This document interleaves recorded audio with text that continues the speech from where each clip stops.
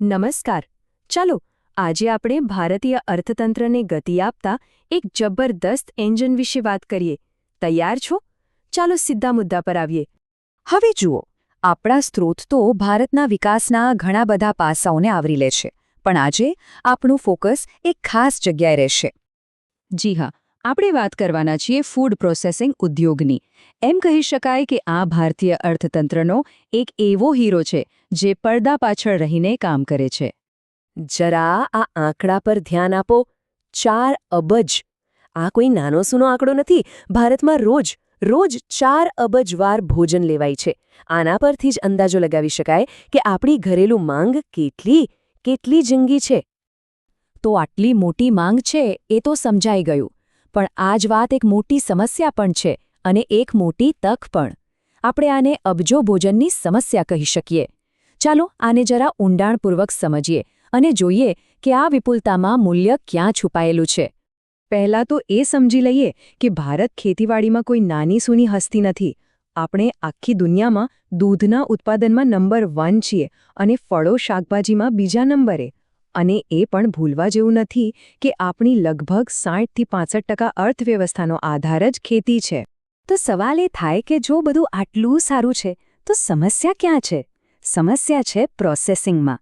જુઓ, આપણે જે કંઈ પણ ઉગાડીએ છીએ એમાંથી માંડ 12% જેટલું જ પ્રોસેસ થાય છે.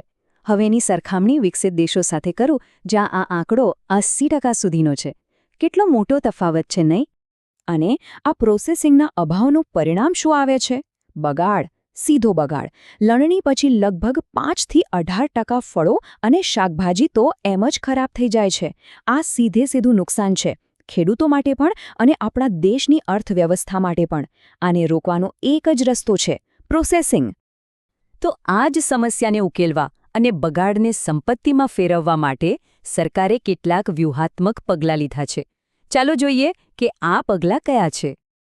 આમાંની એક મુખ્ય યોજના છે પ્રોડક્શન લિંક્ડ ઇન્સેન્ટિવ સ્કીમ, એટલે કે PLI. આનું કામ શું છે? એ એકદમ સરળ. સરકાર કહે છે કે જો તમે ભારતમાં ઉત્પાદન કરશો તો અમે તમને પ્રોત્સાહન આપીશું. આનાથી ફૂડ પ્રોસેસિંગ જેવા ક્ષેત્રોમાં રોકાણ વધે છે.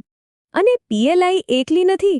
એની સાથે પ્રધાનમંત્રી કિસાન સંપદા યોજના, operation greens, integrated cold chain માટે સપોર્ટ, આવી ઘણી બધી પહેલ ચાલી રહી છે. આ બધાનો હેતુ એક જ છે, એવી સિસ્ટમ બનાવવી જ્યાં ખેતરની નજીક જ પ્રોસેસિંગ પ્લાન્ટ હોય, જેથી બગાડ ઓછો થાય.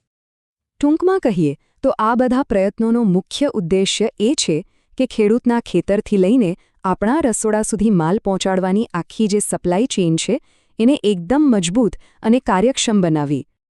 ચાલો હવે વાત કરીએ પરિણામોની.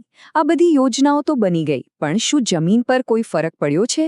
શું આ બધા પ્રયત્નોની કોઈ અસર દેખાઈ રહી છે? ચાલો એના પર એક નજર કરીએ. સૌથી પહેલાં તો વાત કરીએ રોજગારીની.